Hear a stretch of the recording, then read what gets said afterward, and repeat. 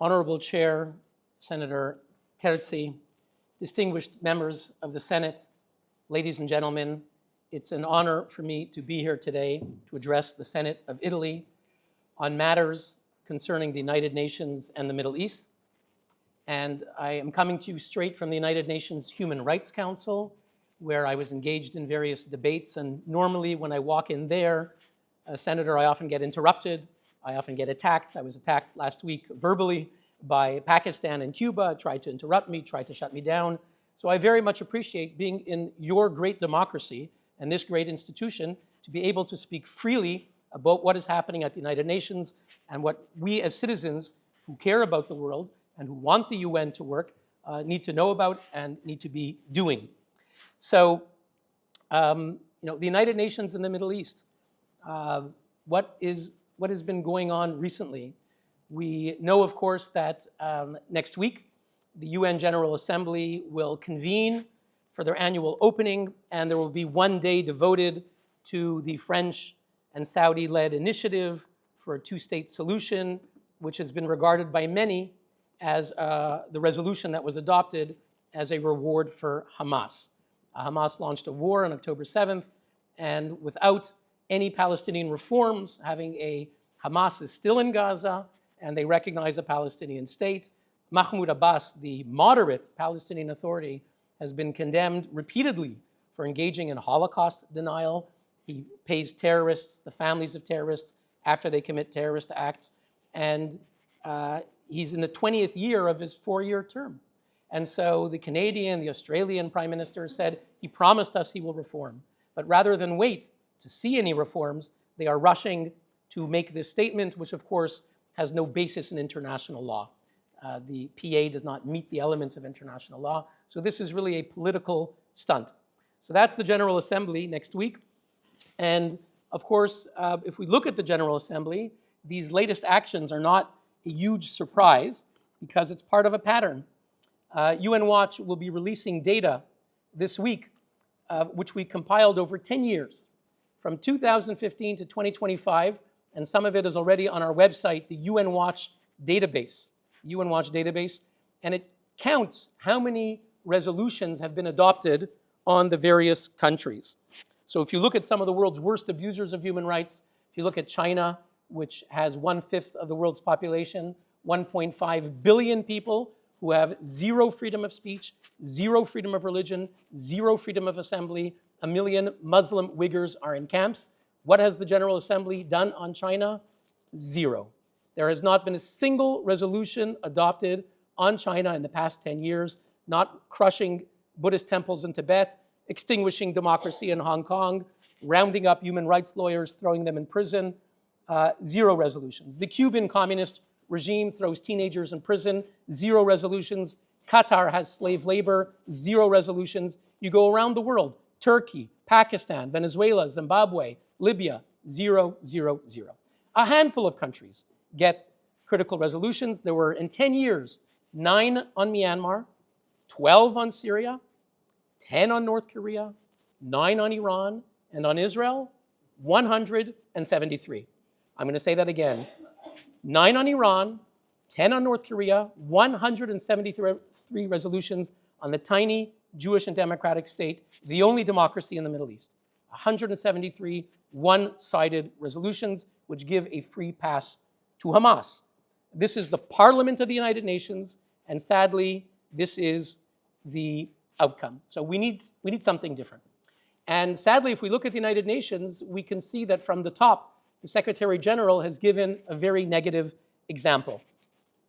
The Universal Declaration of Human Rights was adopted in wake of the Nazi atrocities, and it speaks of being adopted in response to barbarous acts which outraged the conscience of mankind. And when we saw on October 7th, once again, barbarous acts which outraged the conscience of mankind, how did the UN Secretary General respond? We know that just a few weeks after, he came to the UN and he said, yes, I condemn the attacks, but, he said, the attacks did not happen in a vacuum. And he went on to enumerate one Palestinian grievance after another against Israel, in effect legitimizing, justifying what Hamas did. And this message went across the UN, sadly. And today I'm going to mention just a few institutions. One is the Human Rights Council. We'll mention one of their appointees, one of their commissions, and then UNRWA. So the Human Rights Council, where I was just speaking, and we'll be going back soon, they, as you know, every session have 1 day on the world and 1 day against Israel. No other country in the world has its own agenda item. Not North Korea, not Vladimir Putin bombing innocent people in Ukraine, not China oppressing 1.5 billion people. They do not have a special agenda item. Only the tiny country of Israel, special day, special agenda item to target. Under that agenda item, what did they do? Well, number one, they appointed a commission of inquiry. And who is the commission of inquiry? It's Navi Pillay. Actually, they appointed that under item 2, a generic agenda item. And who is the commission of Navi Pillay? You read the headlines. I was asked by your media. The commission found genocide. The commission this week found genocide. The one problem in the report, if you read it, is they forgot about Hamas. So Hamas is erased from the context. There is no war. There is no invasion killing 1,200 people, thousands of rockets against Israel, promises by Hamas to repeat October 7th. All of the military war context is erased. And so all you have is Israel bombing Gaza without saying that Hamas embedded hundreds of kilometers of terror tunnels underneath homes, hospitals, and schools where they still violate the Geneva Conventions and sacrifice their own children for what is a nihilistic death cult. Hamas is a nihilistic death cult. All of this is erased from the report, which is a sham. And they use a definition of intent for genocide, which does not exist, just to deliver a predetermined verdict. Was I shocked? No, because I was there when they appointed the commission in 2021. Who did they appoint? Navi Pillay, who famously, a month before she was appointed, blamed Israel for attacking Hamas in May 2021 when there was a war between Hamas and Israel. She pointed the finger only at Israel, and she lobbied countries to sanction apartheid Israel. She signed letters saying sanction apartheid Israel, arms embargo. She is the objective chief judge of this commission. It's a complete farce. It has the appearance of legal proceedings, but it is it has all the credibility of a Stalinist show trial, where there was a prosecutor, where there was a defense lawyer, where it was in a very nice room, but the verdict was delivered in advance. And that's what happened here. Not only Navi Pillay, who else is on her commission? Milun Kotari. Milun Kotari, a few years ago, said the Jewish lobby is controlling social media. He was condemned by Italy. He was condemned by France, Germany, Switzerland. 18 countries condemned him for anti-Semitism, including also the UN Secretary General and the President of the Human Rights Council. And he is one of the judges. He didn't resign. Now his term will be up in a month, but this is one of the judges. So much for the Commission of Inquiry. Who else has the Human Rights Council appointed? Someone who you know very well, was mentioned by Senator Terzi, Francesca Albanese, to become the Special Rapporteur. In her time as Special Rapporteur, as you know, she has used her UN mandate to justify Hamas. On October 7th, she wrote on her Twitter account, there's a context. You have to understand Hamas. So we have written to the UN to tell them a little bit about her history. We filed a complaint. She was supposed to be renewed in March. She was up for renewal. And we filed a complaint to the UN. It's this dossier called Wolf in Sheep's Clothing. It may have been mentioned before. 56 pages documenting her legitimization of terrorism, incitement to anti-Semitism. So, for example, you see her talking about the lobby hebraica. On October 7th, today's violence must be put in context. These are some of her actions. And of course, she tells Hamas, you have the right to resist. And you see the countries who have condemned her for anti-Semitism or Holocaust inversion. The United States, Canada, Netherlands, Argentina, Hungary, Israel, France, and Germany. Never in history has any UN rapporteur been condemned by France, Germany, Canada for anti-Semitism and Holocaust inversion. Only Francesca Albanese. So here you see the France saying that her remarks are scandalous, and you have Germany saying that her remarks are appalling. In addition, our report showed financial misconduct, which even a UN committee found. She accepted money from pro-Hamas groups to fly in Australia and New Zealand to lobby against Israel. And a UN committee agreed that she accepted money from pro-Hamas groups. She lied about it for 16 months. Okay, when we first, in November 2023, she went to Australia. We complained about it. Her host was the Australian Friends of Palestine, a group that praises Yahya Sinwar. You can see on your screen this organization praising the Hamas mastermind of terrorism for his incredibly moving remarks. That's the group that sponsored her trip. Other Hamas groups as well. New Zealand, also pro-Hamas groups, they sponsored her trip. We filed a complaint with the Secretary General. She said, no, it was paid by the UN. I had nothing to do with it, all paid by the UN, okay? In addition, she asked for money to speak. You're not supposed to take money if you are a UN official. She asked for money to speak, to be paid for her office. And we filed a complaint, and the UN said, when it comes to rapporteurs, the UN doesn't play any role, so they're not involved. Finally, an investigation was opened. Albanese said, I've never had anything to hide. I've never had anything to hide. And our report that we released in June, nothing to hide. Okay? Albanese says she has nothing to hide. Okay? She didn't take money from any other groups. I have nothing to hide. Well, as our report shows, for months, she said, again, it was all funded by the UN.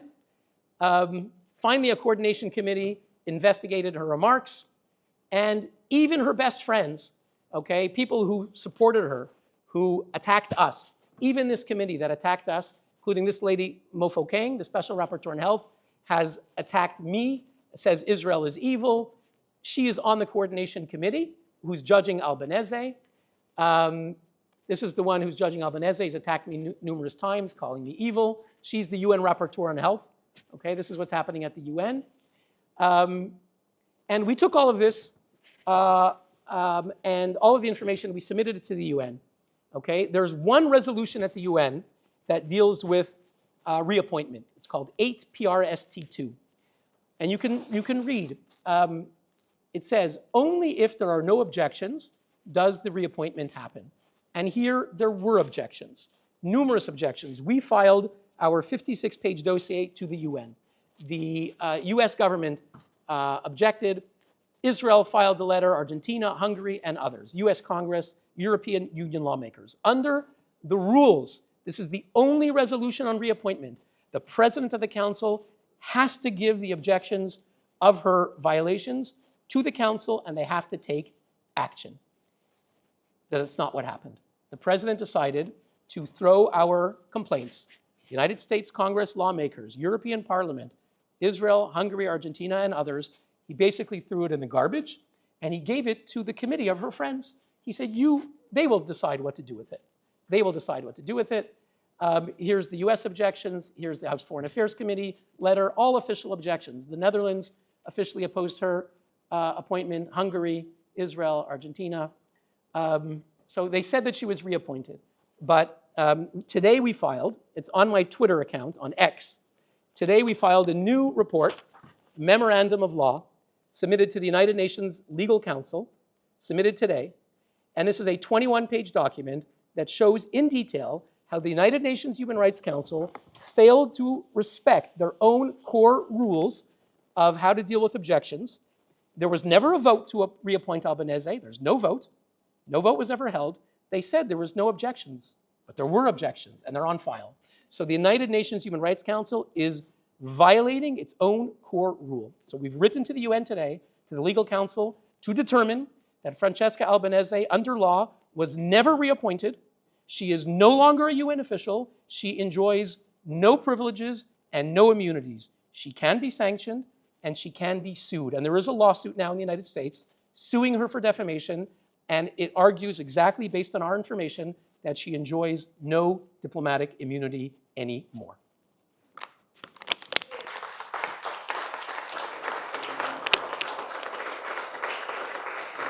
So the case is clear. You can all go on my Twitter account on X and see the 21-page legal memo establishing exactly as I said, she no longer enjoys diplomatic immunity. Let me briefly walk you through a new report just released yesterday in the Bundestag, reported in La Stampa today, I believe, in La Stampa and also in Neue Zürcher Zeitung.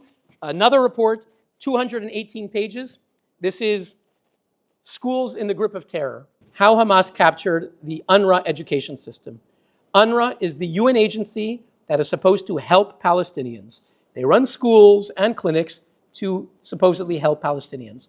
Our new report shows how, in fact, the teachers, the school principals, and the heads of the unions in Gaza and in Lebanon are funded by Hamas, are working for Hamas, are Hamas terror chiefs. Okay, it sounds radical. School principals, teachers, heads of the teachers' unions are Hamas terror chiefs. Let's take a look.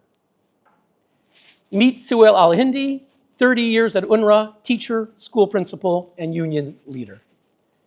Here he is giving an award to a student. Here he is signing a MOU, memorandum with the head of UNRWA in Gaza, major figure, leader of UNRWA in Gaza. Here he is with Pierre Krahenbuhl, who was the head of UNRWA, a Swiss.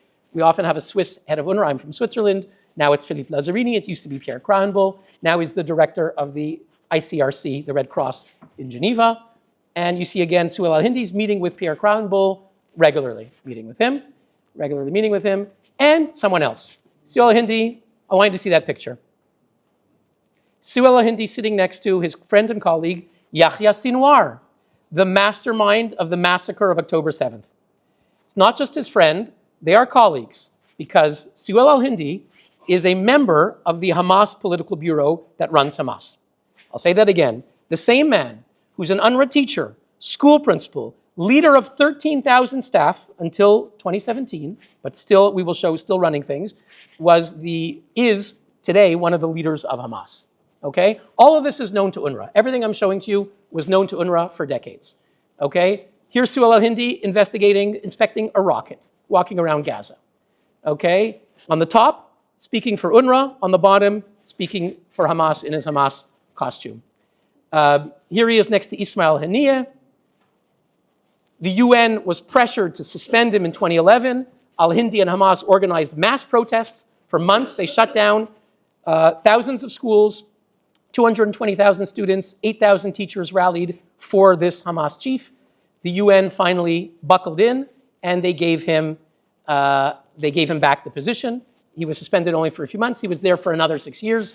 Here's the team photo. Team photo, Suhail al-Hindi, Yahya Sinwar, and the other leaders of Hamas. About half of these people have been eliminated in the past 2 years, but Suhail al-Hindi is still one of the leaders of Hamas today. When this was raised in 2017, that he's on the Hamas Politburo, what was UNRWA's reaction? We asked Suhail al-Hindi, and he said, I don't know anything about it. February 2017, Chris Gunnis, UNRWA spokesman, I have nothing to do with this issue. And then he adds, UNRWA says, based on our due diligence, we asked him, and we could find no information to contradict what Suhail al-Hindi said. It has nothing to do with it. Media, go home, nothing to look at. But there was the team photo, and eventually they had to let him go. But he still continued to be at Hamas. Here's his retirement party. He's praised. What did he praise him for? The Arab Staff Union praises him for leading the march. He stood up against the inclusion of Holocaust education. So UNRWA is telling you, you members of the Senate, you members of the media, that they are better than the alternative because they are teaching UN values of human rights and peace. But the truth is that the leaders of UNRWA were fighting to stop Holocaust education, and he succeeded. And his friends, Hamas people, praised him for his heroic accomplishment of stopping Holocaust education. He was one of the leaders of the March of Return. This was to probe the fence in advance of October 7th. He was one of the leaders of the committee. He became openly Hamas. Here he is threatening to move children to the border, the place of a violent clash on the Israel-Hamas border. He said, I will move children of UNRWA there unless UNRWA does what we want. So again, a nihilistic death cult willing to sacrifice their children. He is the head of UNRWA education. We're preparing, this is a few months before October 7th, we're preparing for the major battle. And here he is just 2 weeks ago in Qatar, Iranian Foreign Minister Araghchi and Suhail al-Hindi. Officially no longer with UNRWA, but still very much running things. Our report shows these are his deputies, who are today the official leaders, but he is still running things, and these people are all still Hamas. Amir al-Mashal took over, he's Hamas, siphoned money from UNRWA to Hamas, his family are all Hamas, and the current head of the union, Mustafa al-Ghul, also closely linked with this network, and you see him in the picture with Hamas commander. So once again in Gaza, UNRWA teachers, school principals, union leaders, completely captured by Hamas. We are paying for it. Italy stopped funding UNRWA in Gaza, but let's look at what happens in other places like Lebanon. Meet Fateh Sharif. Now we're in Lebanon. Fateh Sharif is a teacher, a school principal, and leader of 2,000 teachers. Here you see him in his school in Lebanon. Here you see him as a union leader for UNRWA. Here you see him as a Hamas terror chief. Okay, he's in a picture with Ismail Haniyeh. Fateh Sharif, 1 year ago, was eliminated by an Israeli missile into his second floor window outside of the city of Tyre. And when he was eliminated the same day, September 30th, 2024, Hamas announced, "You killed our leader." Hamas said he was their leader. And then they released a video. This is from the video of him with Ismail Haniyeh. Okay, Hamas confirmed. Here's this picture. On the left, 2019, UNRWA gives him a certificate of appreciation. Who's in the picture? The former head of Amnesty International. The former head of Amnesty International, Claudia Cordone, who is the head of UNRWA in Lebanon, is handing appreciation to Fateh Sharif when everyone knew that he was a Hamas terror chief. Everyone knew. On the right is the poster when he was killed, that he was a Hamas martyr. UNRWA appreciation, martyr. I'll just be 2-3 minutes and then I'll conclude. Here is Fateh Sharif. This photo, we didn't hack it. It was on a community website in Lebanon. Fateh Sharif in the beige suit, next to Ahmed Yassin, the picture, the founder of Hamas, next to Jihad Taha, Hamas spokesman, at an event. Look at the child with the Hamas headband, grooming children to learn how to fight for Hamas terrorism and to kill Jews. Fateh Sharif, the head of 2,000 UNRWA teachers, this you're paying for in Italy. You are paying for UNRWA in Lebanon, you paid his salary. And all of these UNRWA people, you're paying the salaries. Here's Fateh Sharif on his website, pictures of terror chiefs, him with Abu Tariq. This is at his son's engagement party. All of the people in the front row are Hamas, Jihad, Al-Qaeda. Here he is holding the casket of a dead terrorist, celebrating Hamas terrorism. He's holding the casket. Here he is with Hamas bodyguards. This was from the video screenshot that Hamas put out. He walked around Gaza, in Lebanon, everyone knew he was the head of Hamas. He praised the resistance in front of UNRWA leaders. He posted his profile picture of his child wearing a school uniform with a rifle, liked by 82 people, UNRWA, UNRWA, UNRWA. Everyone saw it. He wasn't hiding. The UN said, how could we know? If someone is an undercover activity, how could we know? That's what Guterres' spokesman said. The opposite is true. He was hiding in plain sight. He wasn't hiding at all. This was on his public Facebook page. Okay, here he is bringing Hamas terror chiefs into the school. Here he is with children saying knife intifada to support stabbings of Jews in Jerusalem. Who took over? Ibrahim Meri, his disciple. Here's Philippe Lazzarini, the head of Hamas, the head of UNRWA, big mistake. Philippe Lazzarini, the head of UNRWA, with the UNRWA people from Gaza, Amir al-Mashal, the UNRWA people from Lebanon, and they all have in common, they're all Hamas. So this was an UNRWA conference in Amman, Jordan, 2022. In effect, UNRWA paid for a Hamas conference for heads of Hamas in Lebanon, heads of Hamas in Gaza to meet, and this is a year before October 7th. You can imagine what they were planning.